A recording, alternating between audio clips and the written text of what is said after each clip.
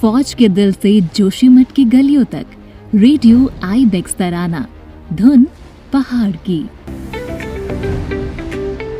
नमस्कार, आप सबका स्वागत है रेडियो आईबेक्स तराना 88.4 FM की खास series James of Garhwal for travellers के एक और भाग में। ये कार्यक्रम आपके बीच में पहुंचाने का उद्देश्य यही है कि हमारे उत्तराखंड के भीतर, हमारे गढ़वाल के हिस्से में, खासकर हमारे चमोली में कपाट बंद होने के पश्चात जो पर्यटक यहाँ नहीं पहुँच पाता या उसे यहाँ के टूरिस्ट डेस्टिनेशनों के बारे में जानकारी नहीं है, उस तक जानकारी पहुँचाई जाए। और चमोली के भीतर बहुत सारी ऐसी खास जगहें हैं जो अपने आप में अलग मायने रखती हैं। हमारी कोशिश है कि वहाँ तक हर उस टूरिस्ट को, हर उस पर्यटक को पहुँचाया जाए जो एडवेंचर के लिए हमेशा तत्पर रहता है, आतुर रहता है, या नई जगहों को एक्सप्लोर करने के लिए उसके मन में कई बार जिज्ञासाएं रहती हैं। इससे पहले के भाग में हमने एक जगह के बारे में जिक्र किया था जिसका नाम है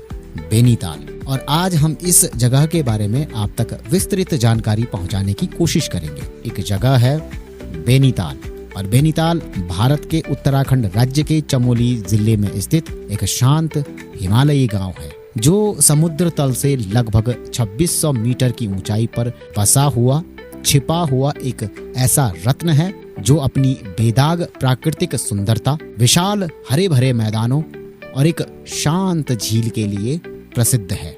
इसे प्रकृति प्रेमियों और शांतिपूर्ण विश्राम की तलाश करने वालों के लिए एक आदर्श स्थान बताया जाता है।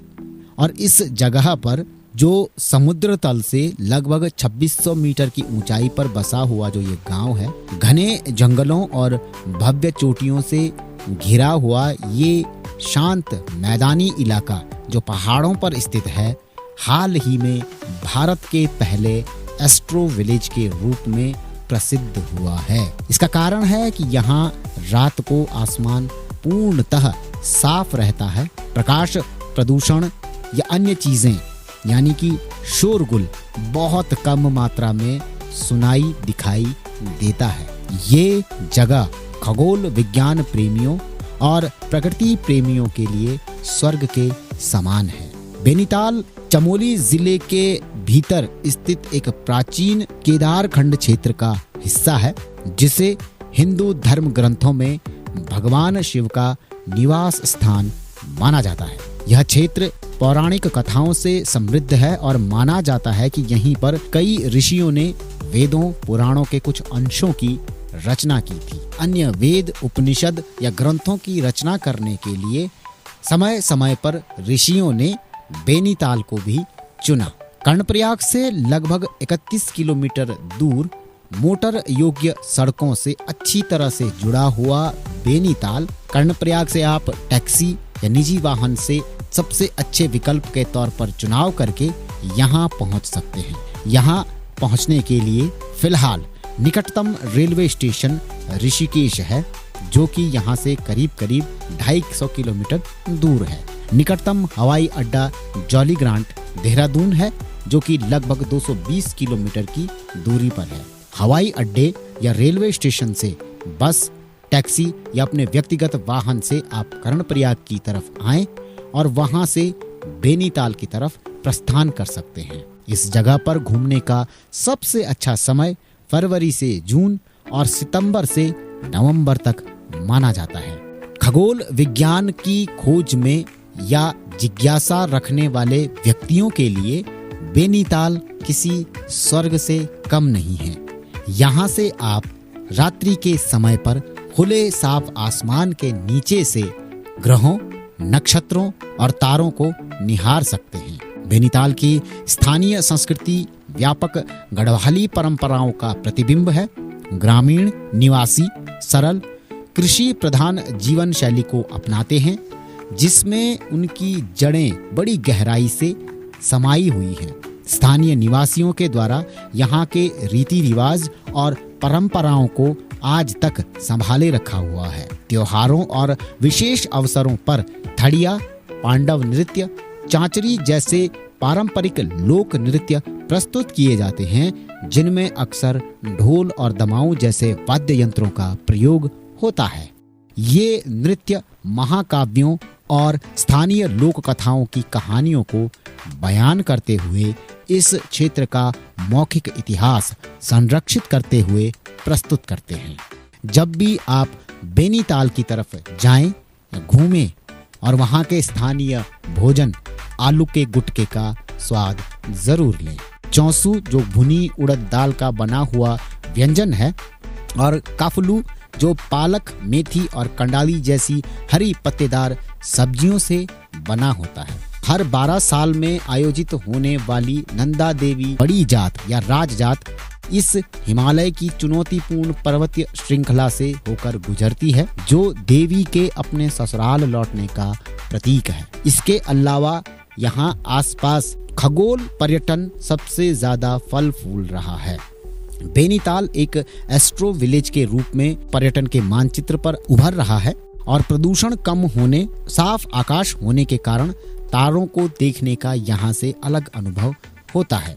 हिमालय की नंदा देवी, त्रिशूल और द्रोणागिरी जैसी पर्वत चोटियां यहाँ से और ज्यादा सुंदर अदम्य रूप में दिखाई देती है। यहाँ पर्यटकों के लिए नाइट विजन डोम, खगोल विज्ञान से जुड़ी जानकारियां और टेलीस्कोप उपलब्ध कराए जाते हैं। ये जगह शांतिपूर्ण तरीके से आसमान को, नक्षत्रों को और उसके साथ साथ ग्रहों तारों को निहारने के लिए बनी है। बेनीताल के आसपास जो झीलें और बुग्यालें हैं, उनमें शांत झील बेनीताल का सबसे बड़ा आकर्षण माना जाता है, जो एक हरे भरे घास के मैदान यानी कि बुग्याल में फैली हुई है। यहाँ तारों को देखने के साथ साथ हाइकिंग, बर्ड वॉचिंग और साइकिलिंग का भी आनंद लिया जा सकता है। यहाँ पर अक्सर एस्ट्रो कैंप आयोजित किए जाते हैं, जिससे आप सूर्य को टेलीस्कोप के मदद से देख सकते हैं और रॉकेट बनाना सीख सकते हैं। बेनीताल के आसपास के प्रमुख स्थलों में से जिन्हें की देखा जा सकता है, उनमें सबसे मुख्य है आदि बद्री। ये बेनीताल से कुछ ही दूरी पर स्थित है। इसके अलावा कर्णप्रयाग संगम, जहां पर अलकनंदा और पिंडर नदियों का संगम होता है, आध्यात्मिक रूप से बहुत ज्यादा महत्वपूर्ण मानी जाती है। बेनीताल जाने से पहले एक ऐतिहासिक स्थल, जहां से परमार वंश यानी कि पंवार वंश के राजाओं की राजधानी के अवशेष मिलते हैं, जिसका नाम है चांदपुर गढ़ी। इस बेनीताल के नजदीक ही ग्वालदम जैसा खूबसूरत हिल स्टेशन है, जहां पर चाय के बागान और सेब के बगीचे देखे जा सकते हैं। कुल मिलाकर देखा जाए तो ये जगह ट्रैकिंग के शौकीनों के पहली पसंद मानी जाती है। इसके आसपास 12 ताल और सूखा ताल जैसी छोटी ट्रैक यात्राएं भी की जा सकती हैं, जो बहुत ज्यादा घने जंगलों के बीच से होकर गुजरती है। इसके अलावा महत्वपूर्ण जानकारी यहाँ बेनीताल की तरफ जाने वाले टूरिस्टों के लिए ये है कि बेनीताल में रुकने के लिए कोई बड़े होटल नहीं है। यात्री अक्सर कर्णप्रयाग में रुकते हैं या बेनीताल के आसपास उपलब्ध होम स्टे और कैंप साइट का लाभ उठा सकते हैं।